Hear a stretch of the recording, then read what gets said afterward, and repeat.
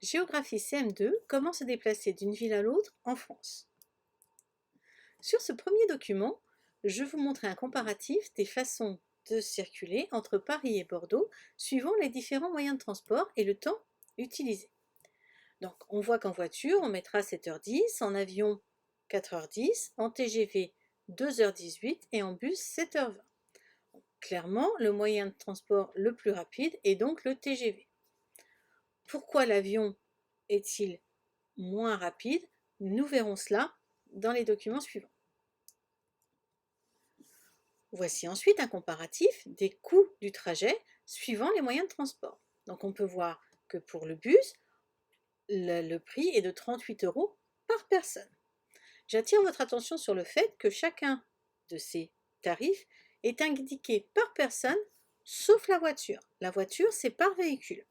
Donc on va réduire le coût par personne suivant le nombre de personnes qu'il y a dans la voiture.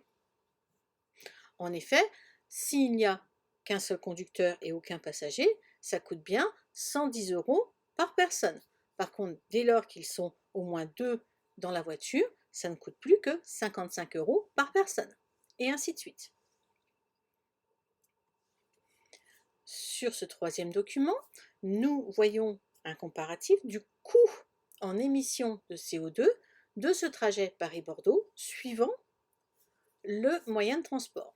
Là encore, la voiture est indiquée pour un véhicule, alors que les autres moyens de transport sont indiqués par personne. Donc lorsqu'on veut savoir, quand on est par exemple à 3 dans une voiture, il faut diviser les 150 kg par 3, ce qui revient à 50 kg par personne. Donc on a vu que pour la voiture, plus on est nombreux dans la voiture, moins le transport sera cher et moins il sera polluant par passager. Donc on va mettre en place des aires de covoiturage où les personnes vont pouvoir garer leur voiture et monter dans la voiture de quelqu'un d'autre pour faire le trajet. Voici la gare de Bordeaux, vous pouvez voir qu'elle arrive en centre-ville. Donc comme nous avions vu sur les transports quotidiens, le transport de ville à ville en France a également besoin d'infrastructures. Pour le covoiturage, il s'agissait de parking. Pour la gare, bien sûr, on voit la gare en elle-même, les voies ferrées, mais aussi les parkings pour les gens qui arrivent à la gare et les bus qui vont amener les gens du centre-ville vers la gare. Nous avions vu que l'avion était moins rapide que le TGV. En effet, lorsque vous prenez l'avion, vous ne prenez pas l'avion en centre-ville.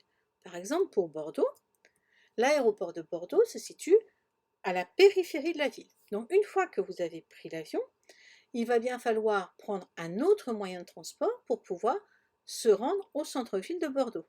Contrairement au train, la gare se situant directement en centre-ville.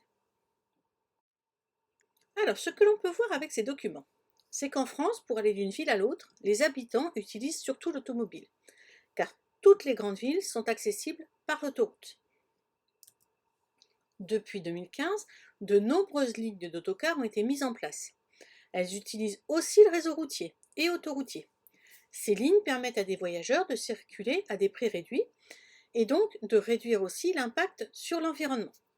Mais il a fallu mettre en place de nouvelles infrastructures, comme des gares routières. L'importance de la circulation routière entraîne une augmentation de la pollution atmosphérique et donc des problèmes de santé. Le train est un moyen de transport en commun qui permet de limiter la circulation des voitures. Le réseau TGV permet de relier rapidement les grandes villes entre elles. Mais souvent, les gares TGV sont en périphérie des grandes villes, car le TGV circule sur des voies particulières. Il faut savoir aussi que les lignes intérieures pour les avions sont extrêmement polluantes et de plus en plus de voix s'élèvent pour demander l'interdiction de ces lignes puisque le réseau TGV est assez important pour pouvoir voyager rapidement d'un bout à l'autre de la France.